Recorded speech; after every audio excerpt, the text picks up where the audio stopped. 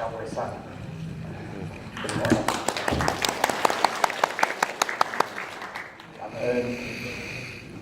I'm so very honored and happy to be here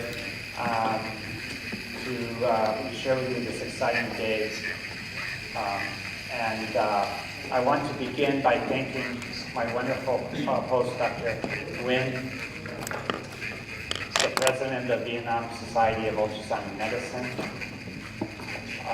and the president of the Vietnam Society of Ultrasound Medicine, Dr. Phu, who will be here later on, and my wonderful new colleagues with Samsung, Dr. Jeff Shin and Dr. Lin Khan.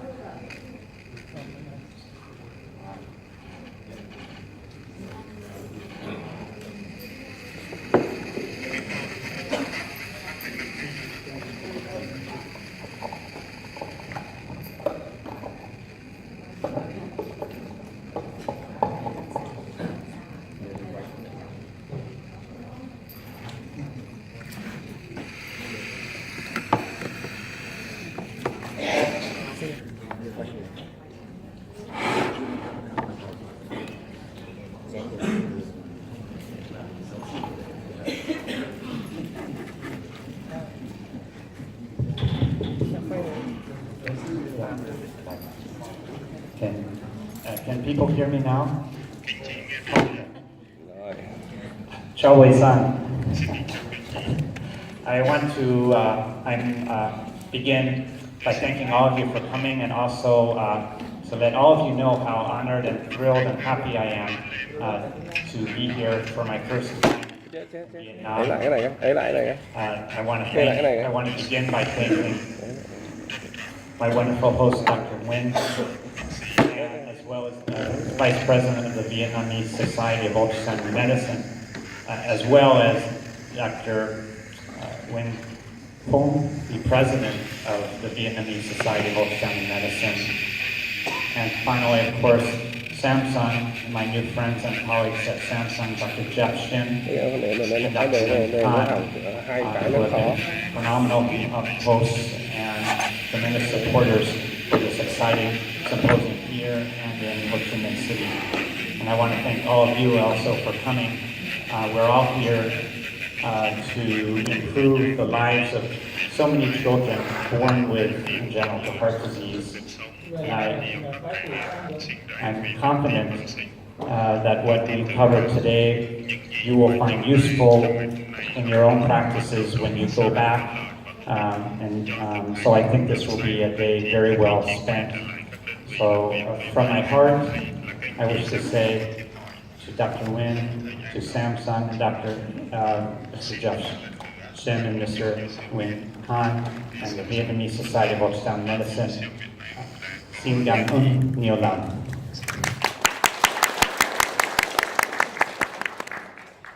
We're going to cover a lot of ground today.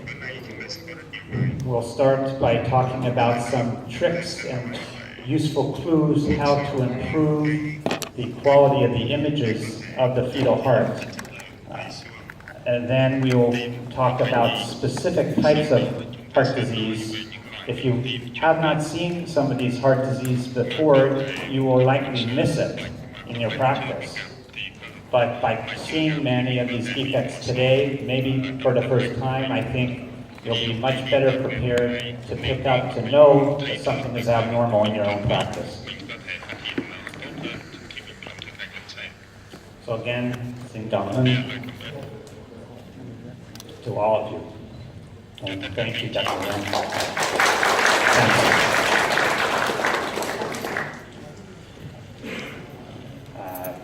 Me and my family are delighted to be here to experience Vietnam for the first time, the wonderful people, and of course the wonderful food.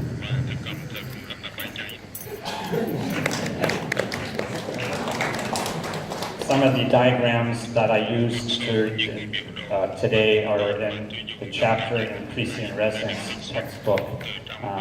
You may find this interesting to look at these chapters for some more detail. You also may want to look on YouTube, this first lecture of mine is actually on YouTube. You can search for that and find it if you say YouTube Mark Slansky. Or also this is very exciting for me to be here to meet. I hope to meet many of you as I can today, but those of you I cannot meet personally, and all of you, please take my email. I'm very happy to stay in touch, to be able to provide help and guidance even long after today. And we can be in touch by different apps. I can look at clips. However I can be of help. I hope this is the beginning of a long-standing relationship with you, with Vietnam, that I can do whatever I can to help and work with you all. So as Dr. Nguyen mentioned in her talk, congenital heart disease is very common. I think of congenital heart disease as occurring in about 1 out of 100 newborn babies. But in terms of severe forms of congenital heart disease that require early surgery or cardiac catheterization, it's probably at least 3 out of 1,000. Probably, maybe even more here and in other parts of the world. And actually, congenital heart disease is the most common birth defect of any kind. And it accounts for 40% of all deaths from birth defects of any kind are related to congenital heart disease. Actually, if you put together all these other forms of congenital heart disease, add up the incidence, it comes to the incidence of congenital heart disease. It's extremely common. And as I mentioned, congenital heart disease may be more common here in Vietnam and in other parts of the developing world for a variety of different reasons than it is, say, in North America. But even in North America and throughout the world, congenital heart disease is by far and away the most common birth defect. So, given how common congenital heart disease is, why is it so important to pick it up before birth? Why is it important to make the diagnosis early? Well, it turns out that most deaths that are related to congenital heart disease and most morbidity that's preventable occur in the first hours and days and weeks of life, and it's usually because we have missed the diagnosis, or there's been a delay in the diagnosis. So what about detecting congenital heart disease right after birth? Why is it better to pick it up? It's much better to pick up congenital heart disease before birth than after birth. Why is that? Well, here's a few reasons. First, we're already doing an ultrasound right before birth. My understanding is in Vietnam, almost every pregnancy gets at least one ultrasound, maybe first trimester and during the second trimester, whereas we're not doing ultrasounds routinely on newborn infants. So we're already looking at the heart prenatally.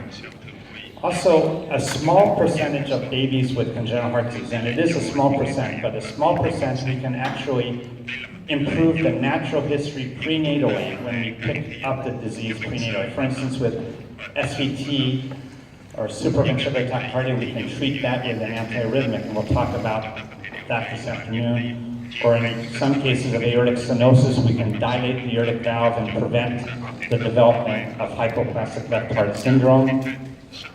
So in those small portion of cases, we can actually alter the prenatal natural history.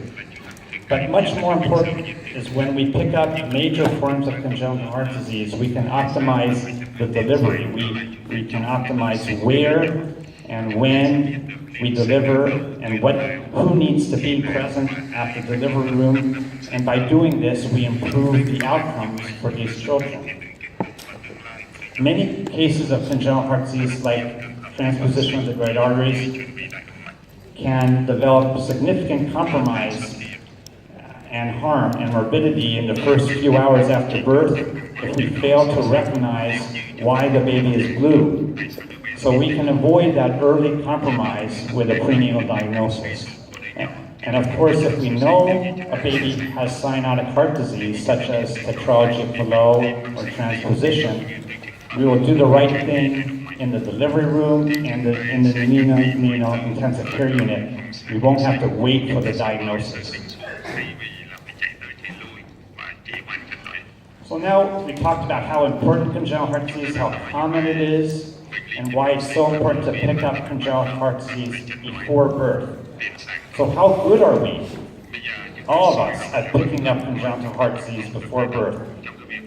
We all have a lot of room to improve.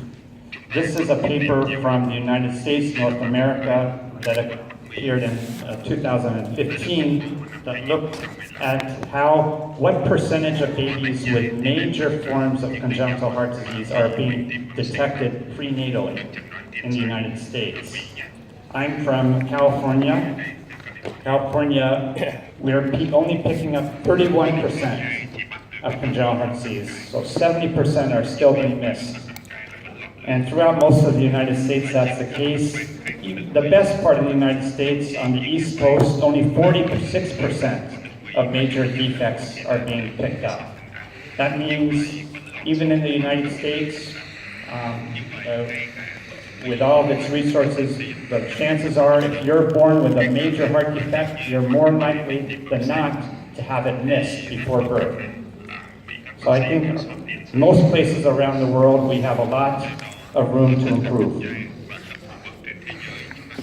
And the problem, sometimes people think, well, we're pretty good at doing the four-chamber view, it's just the outflow tracts that we need help with, but that's not true. If you look at AV canal defects, or atrial ventricular septal defects, the incidence of detection was only 40.8%. Well less than half are being detected, even in a four-chamber view.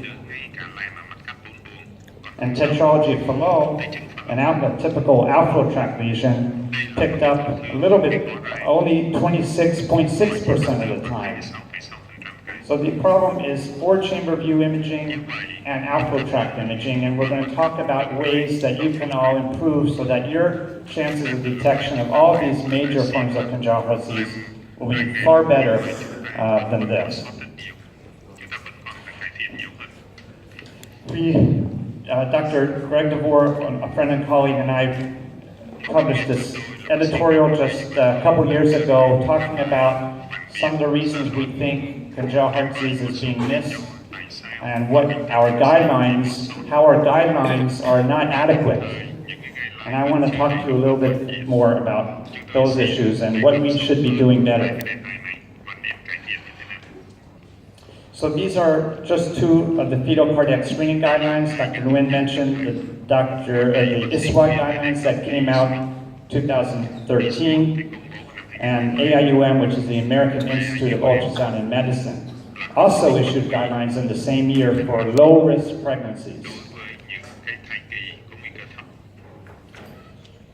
Here I've listed what I feel are the most important considerations for you to work on in your own practices, possibly if you're trying to improve detection. And you can see, if you look on the left, clips, looking at the heart beating, the AIUM in the United States, often the doctors do not do the scan. I do my own scanning. Many doctors do not. It's very important to see the heart beating or to acquire clips so that whoever is interpreting the study can see the heart beating. ISWA recognizes that. AIUM still does not require that. Color flow is not required by either set of guidelines, but I think it's very important to start using color even in low-risk pregnancies. Both guidelines recommend the incorporation of outflow tracts. The three-vessel view, I think, is very important to incorporate in low-risk pregnancies, but is not recommended or mandated. It's not mandated by either set of guidelines. And then the last two issues are angle of acquisition and scanning techniques to optimize image quality. These are issues that I think have not been addressed adequately by the guidelines. And they're very important. And I think these are important may be among the most important reasons why we're still missing congenital heart disease so frequently. So I'm going to talk about angle of acquisition very closely and scanning techniques extensively today.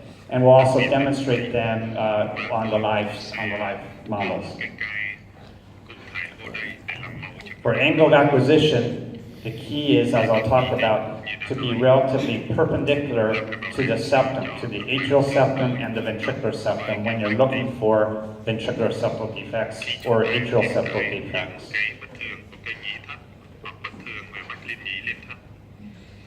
So let's look at what do the guidelines say for high-risk pregnancies, for fetal echo for high-risk pregnancies. ISWAG in 2008, AIUM in 2013, and the American Heart Association issued guidelines.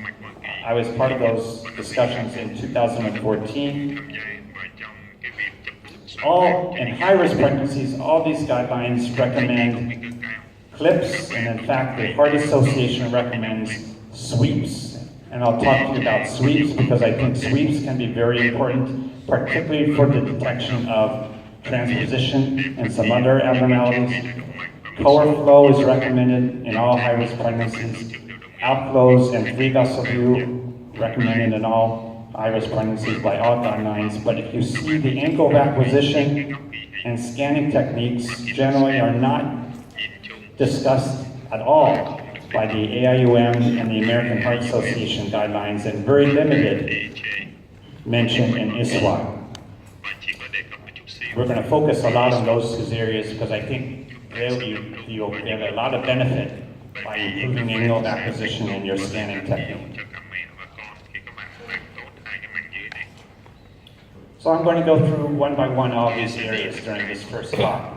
First, the importance of clips. You could see here a still frame image of the heart. It's hard to say if the mitral valve is normal or even if the tricuspid valve is normal. You really need to see the heart beating to be able to see the anatomy and the function and the excursion of the mitral valve and the tricuspid valve and even the ventricles. So cardiac anatomy you see much better when you see the heart beating. Always important to see the heart beating during your cardiac examination. And as I mentioned, sweeps here, sweeping from the abdomen to the fourth chamber, to the left outflow, the right outflow. These sweeps and then maybe even sagittal sweeps can be very helpful and actually can teach you anatomy of the heart in ways that just getting individual views cannot. Stills are actually very useful to learn cardiac anatomy, not to force yourself to do a single view, but actually to move the probe very slowly across the heart to see how one structure is related to the next. It's very important when we talk about segmental approach and heterotaxy.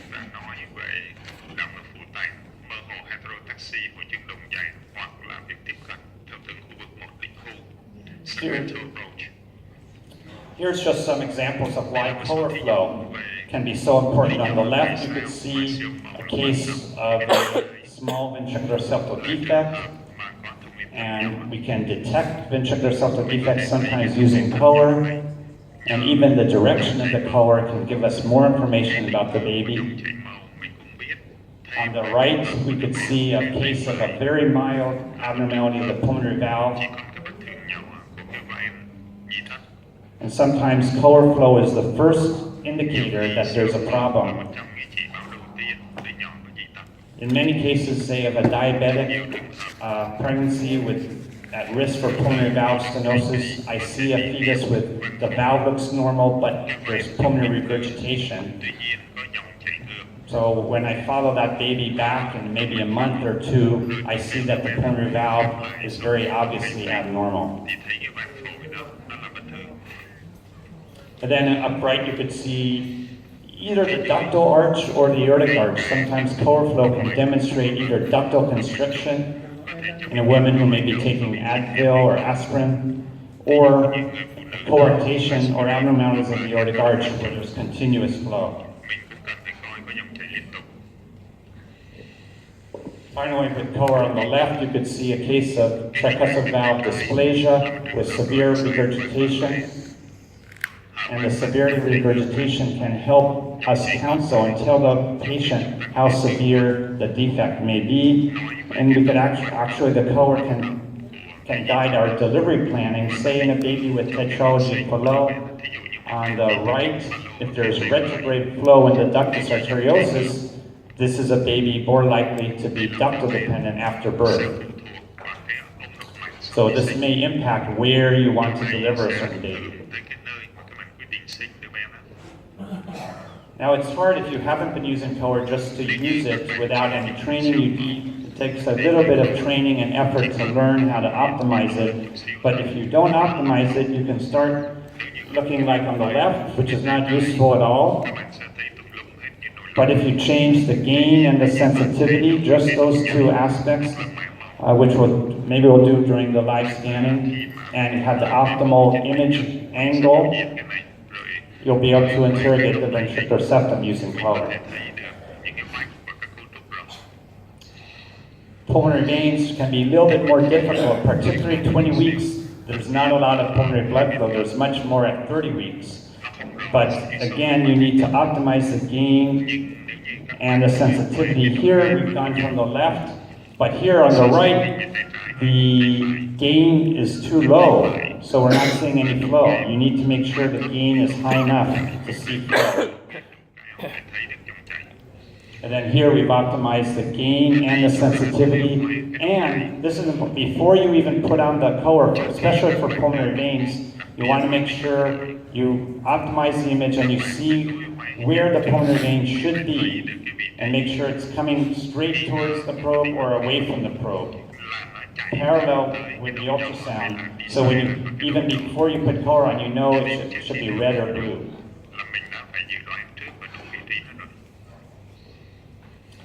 I think everyone here knows now the importance of outflow tracts. Just a few years ago, not all the guidelines recommended outflow tracts, but now everyone recognizes the importance of outflow tracts. On the left, who knows the diagnosis on the left?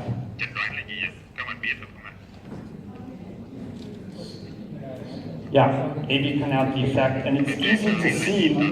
I think it's easy to see because I've optimized the image and the angle, and we'll talk about that. If it's not optimized, it's very easy to miss AV canal. That's why most AV canals are still being missed around the world. And on the right, what's this?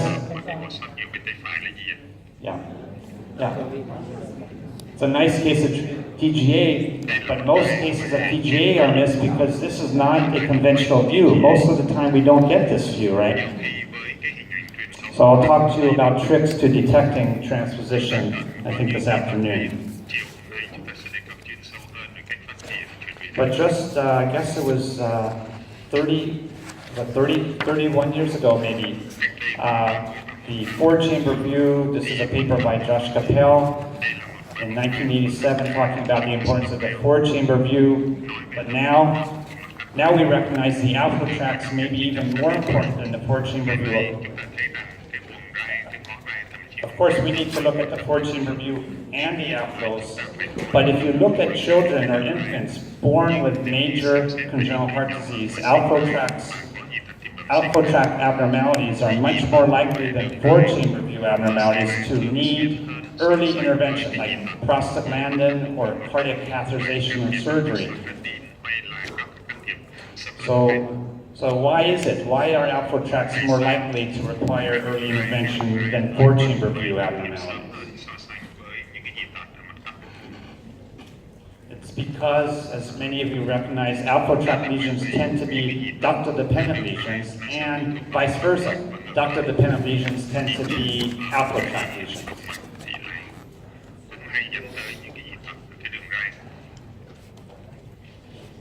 Now, just the importance of the 3-vessel view. This is the newest view many of us have been using, including myself. But it's a very useful view to show, at the very least, that it's not a radiatic arch. But it can give you a lot more information if you look at where the aorta is going, the size of the vessels, the color, the direction of flow in the vessels. It's a very powerful view, and if you haven't been using it, I recommend starting to try to learn it because it's a very powerful view, not that difficult. So finally now, in this first talk, I want to talk about angle of acquisition and scanning techniques.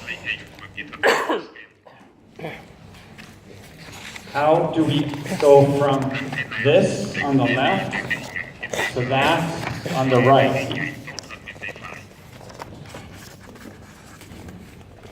First thing is, how do we make the image better? The guidelines generally don't even mention the quality of the image how to improve the quality of the image. I think it's very important that it's not just good enough to get a 4-chamber view, you need a good 4-chamber view, otherwise you will miss defects.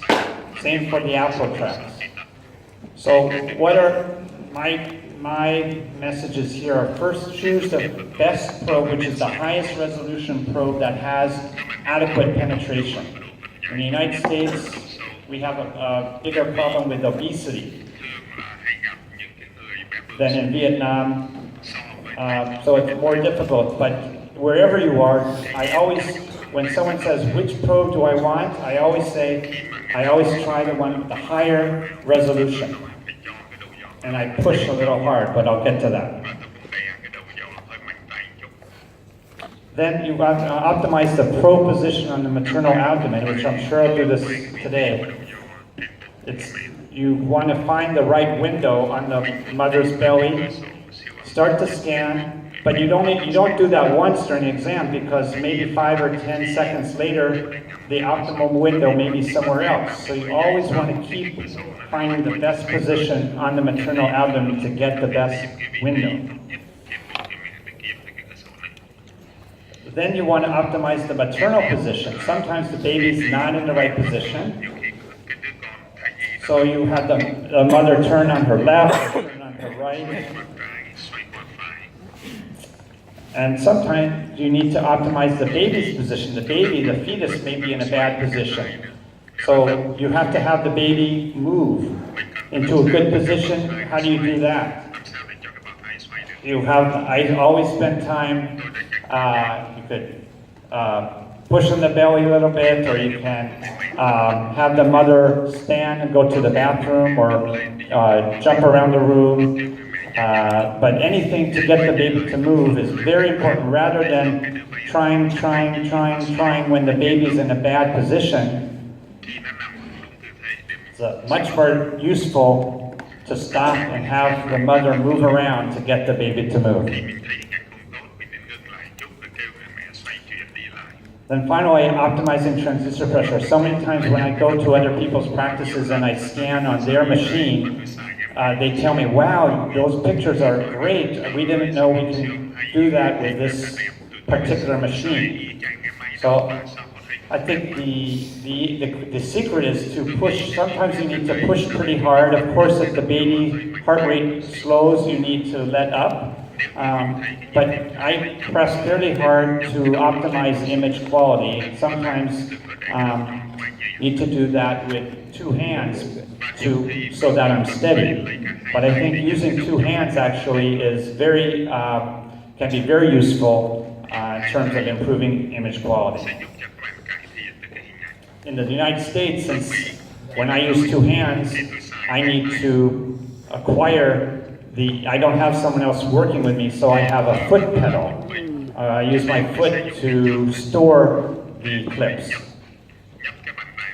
So here's just some examples showing the depth going from, the depth on the left is not good, and then I changed the depth on the right, and you can see the frequency went from 18 to 29. It's a much better image. And we can also change the sector width and use the zoom feature. See, we're wasting a lot of resolution on the left. Right here, we've narrowed the sector and zoomed in. You can see the resolution went from 35 to 114, much better image. And this improvement in image quality can make all the difference in detecting a heart defect or missing it. Something else that I find very important is the angle of acquisition. This is a picture of it looks like a mirage. It looks like the road is wet, but it's not really. It's an artifact. there's important artifacts with ultrasound, mainly artifacts related to the angle of acquisition. On the left, this is a normal crux, and on the right, this is an AV canal defect.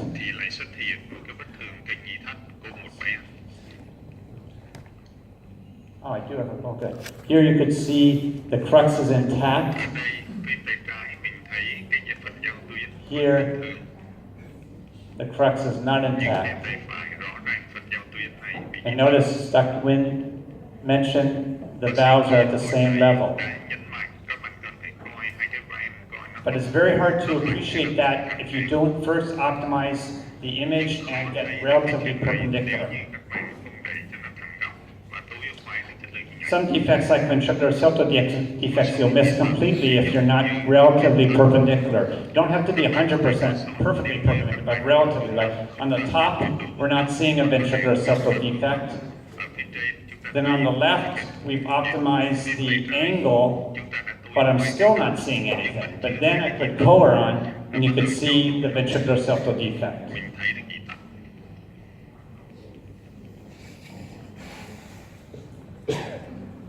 Now, when we're looking at the outflow tracts, and unfortunately, many of my own colleagues at other meetings will often show their examples of pathology and outflow tracts. They'll show it with this angle, which I don't think that's the right way. This is parallel to the septum, and it's not a good way to detect coronal truncal or outflow tract abnormalities. You do not want to have this angle.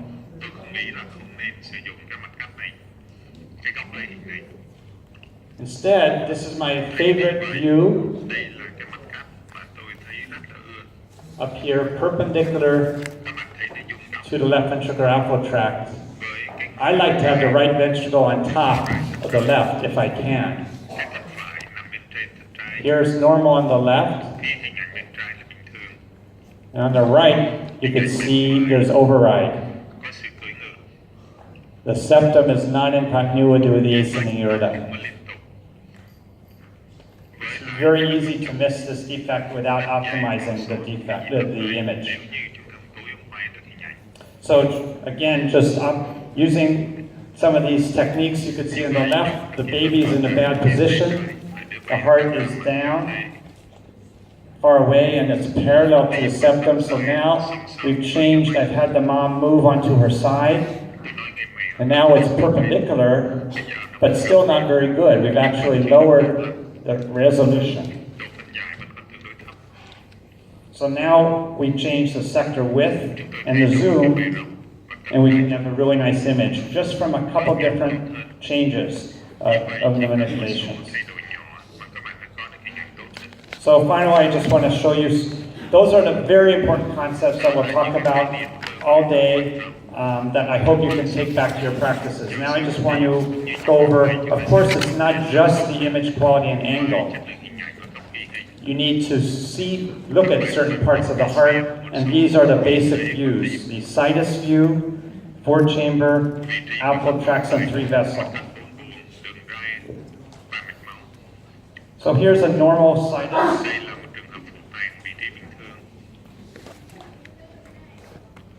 On the left, assuming you've already demonstrated fetal left and right, which we could talk about when we're scanning. There's different ways to do that, but once you know this is left, find the descending aorta and stomach on the left, and then IVC on the right, and there should not be any large vessel. You could have a normal azagus, but it should not be very big back here. And here's an abnormality showing you prominent azagus back here, and the stomach is on this side, and the heart on the other side. So the sweep in this case from the abdomen to the 4-chamber can show you an abnormality of the situs, as Dr. Nguyen showed.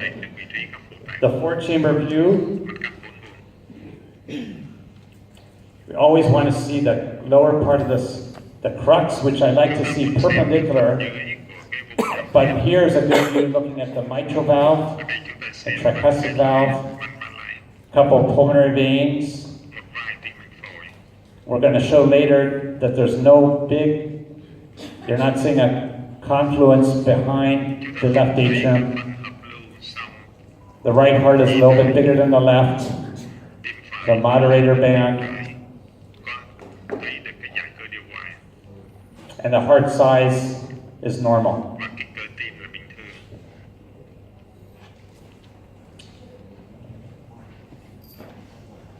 So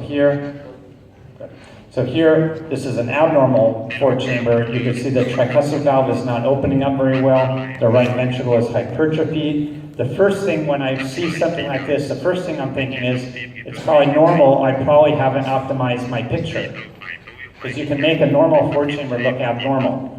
So you optimize, and if it still looks this way, this is a case of pulmonary atresia in tax septum, which we'll talk about later.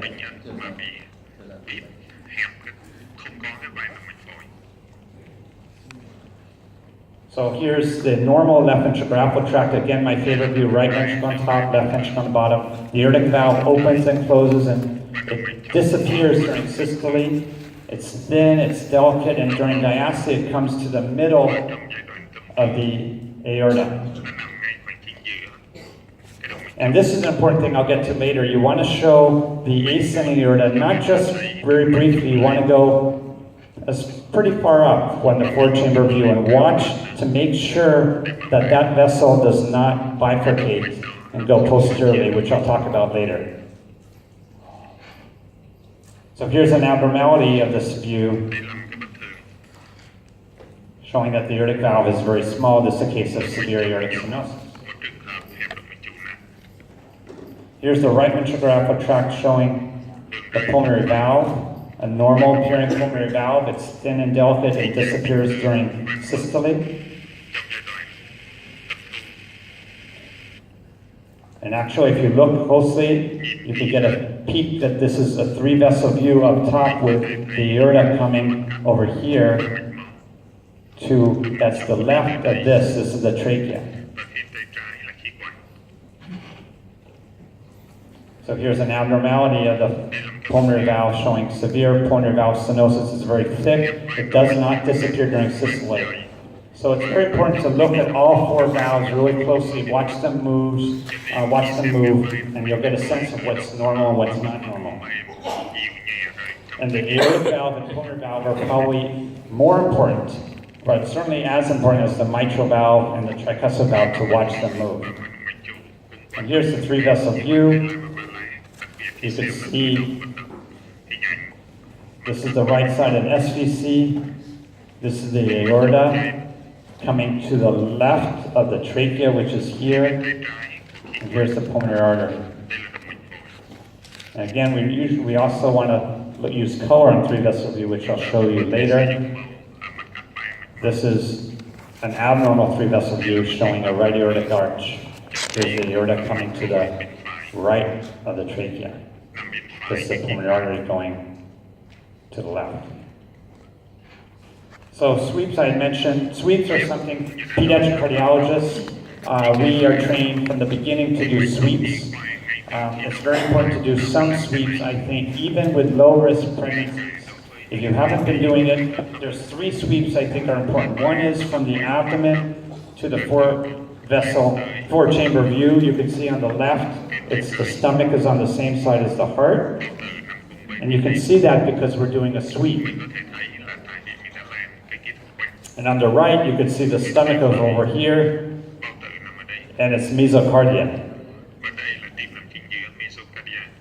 So this is abnormal. The second clip I think is useful is just showing the crossing of the outflow on the left. You can see the aorta coming off and the pulmonary artery crossing. On the right, if you watch closely, you'll see the aorta, what we think is the aorta coming off the left ventricle, but then it goes posteriorly and bifurcates. So this is a case of transposition, which we'll go over a lot later. And then lastly, a sweep from the outflow tracts to the three-vessel view here. You don't have to be quite as perpendicular. We just want to show on the left side of the screen The aorta is coming up and going to the left. You could follow it. It's coming up, going to the left, going up, going to the left of the trachea. Whereas over here on the right, the aorta comes up and it stays on the right of the trachea. It's a right arch. So finally, I just want to summarize this first presentation. We covered a lot of important ground, but congenital heart disease is very common. The prognosis, the outcome for these children, some do much better with prenatal detection when we diagnose the heart defect prenatally.